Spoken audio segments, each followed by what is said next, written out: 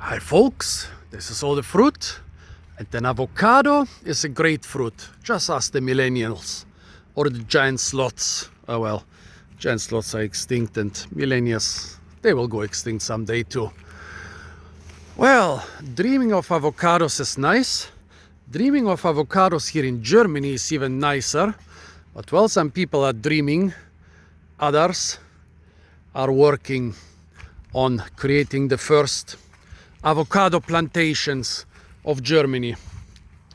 Well, for example, a couple years ago I was in the Marburg Botanic Garden where they had an avocado in a pot and a mango in a pot. Both were fruiting, and they said, yeah, the director just ate an avocado and a mango, and as a joke we planted the seeds and we managed to get 2-meter trees and they started producing fruits. Of course, they have a botanic garden with professional gardeners and with greenhouses and heating and everything.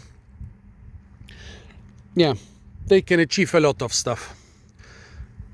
I also saw some cases like here in Heidelberg, in the area known as Handschuhsheimer Feld, the main fruit and veg producing area of Heidelberg. Somebody had an avocado in a compost pile. Well, in the next year the avocado and the compost pile were gone, so I don't know what happened to them. However, here we are on the farm of my friend Doro, who is a great plant collector and who is actually working kind of intensely on, well, with a little help from me sometimes, on creating her avocado plantation. Let's see how far we have gotten here. As you can see, Doro has a lot of huge and small greenhouses. However, those are unheated greenhouses, just one layer of glass between the tropical trees and the German winter. Also, Doro's farm is a jungle, a beautiful one, but one where you can get lost. And there are some small tigers in this jungle too. Couple nice kitties. Somewhere in this jungle they had an avocado. They're eating a lot of avocados and then they're throwing them on the compost, and from time to time, oops, strawberry. Now it's my strawberry.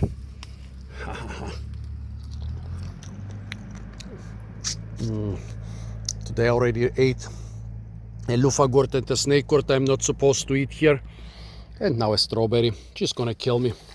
And all on wheat. They once planted an avocado around here in this part of the jungle, but she said this one has disappeared already. Here next to the compost pile and among the pumpkin leaves is another one.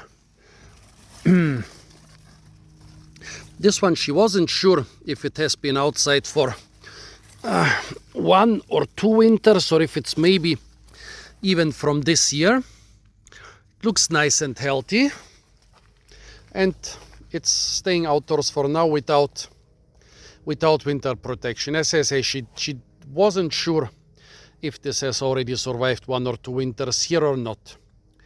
I don't think she's doing a lot of protection here, except if there is maybe some protection by the decomposition of the compost. And also there is one piece of plastic left from an old greenhouse here and a bit of vegetation around it. But basically she's not doing much to protect this avocado, and I don't think neither she nor I really believe that avocado from a supermarket avocado seed will actually survive out here. But wait, we have a couple more. By the way, of course, let's give some climatic characteristics. This area originally was considered to be USDA Zone 7B. Now it's considered more or less Zone 8A. We are here, however, outside of the city of Heidelberg. We are in the open fields. So the city heat island doesn't really work here. But we still can say, yeah, we are more or less 7A. one of the mildest climates in Germany, but the good thing is we don't just have mild winters in this area around Heidelberg. We also have hot summers and a long vegetation period. And how can you prolong this? Well, have you heard about a thing called the greenhouse effect? This here used to be a commercial greenhouse with a big gas oven somewhere. Don't even know where it used to be, but it's broken now. So now it's a big unheated greenhouse. I asked a lot of people on the internet and they said, well, such an unheated greenhouse, basically, yeah, it keeps you warm in winter throughout most of the night, but in early morning the temperatures kind of drop to the more or less the level outdoors. And if you have a couple cold days or a couple cold weeks, an unheated greenhouse doesn't help you at all. However, except reducing the winter minima, such a greenhouse does a lot. You can regulate the moisture in winter. If everything is drier, more plants will survive colder temperatures. Of course, it has a longer vegetation period because it's heating up in spring and autumn. It has a hotter summer so that the wood of the trees can ripen better and harden better. So a greenhouse doesn't just protect you from the coldest winter nights, it shifts all the climate greenhouse effect wise a little bit upwards. Doro's mother once cultivated an avocado from a supermarket seed and they planted it here like 4 years ago. And they say every year it freezes down to the ground. This year is the stem from last year. I don't know if this is an avocado stem or if this is a stick that was put here to not cut down the avocado. So it freezes back to the ground, but it comes back every year. So you have an avocado tree, it's the same individual, just a different stem each year. That's good because while the above ground parts are dying, the underground parts are becoming more massive and more resilient and more adapted to the local climate. In another greenhouse, there is another similar tree, also from a supermarket avocado seed from the compost. And same thing, freezing back every year and coming back the next year. And I think if I can persuade them to do a bit more of a frost protection, maybe it will survive a couple mild years. And as soon as we establish an above ground stem, which is big and thick and woody, we are already one step further. However, there is a big problem with those avocados. There are basically several different types or varieties, and those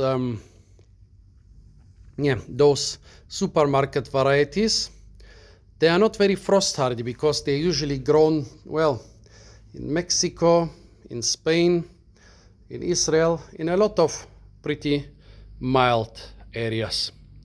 However, there are other avocados which are a lot frost hardier.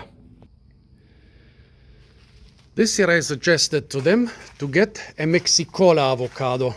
They got it just a couple months ago, and it seems the original leaves, they didn't like the transport so much, or well, Doro says they didn't like the transport so much. I think it might be that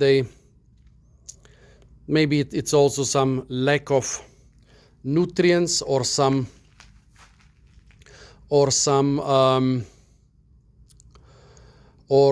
maybe some diseases, some fungus or bacteria on the leaves. The new growth that grew here is quite nice. As you can see, this thing is, how high? 160. What would this be like? Over 5 foot high. The stem is 1.5 centimeters, or let's say about half an inch thick. And they paid quite a lot for it. They paid like 80 euros for it, which is over $80. So why did they pay for an avocado where they have at least 3 growing in different parts of the farm? Because this is a Mexicola, a variety which is supposed to be pretty frost hardy, down to -7, -8 degrees. Let's check it. Is it really a Mexicola? The leaves of a Mexicola are supposed to smell like anise.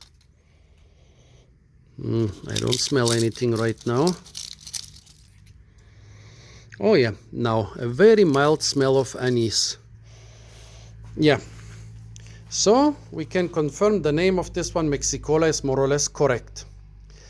Well, now my plan is, of course, telling them that they have to protect this expensive thing. They paid for it after all, not me. I've bought a couple other plants for their big and pretty wild greenhouse. They bought this one, so I think they have a good incentive to protect it. You can suggest how to protect it in winter.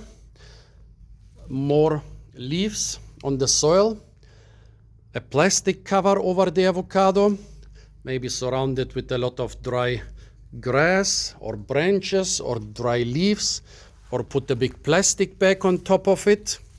This is definitely worth protecting because it also has a sizable stem.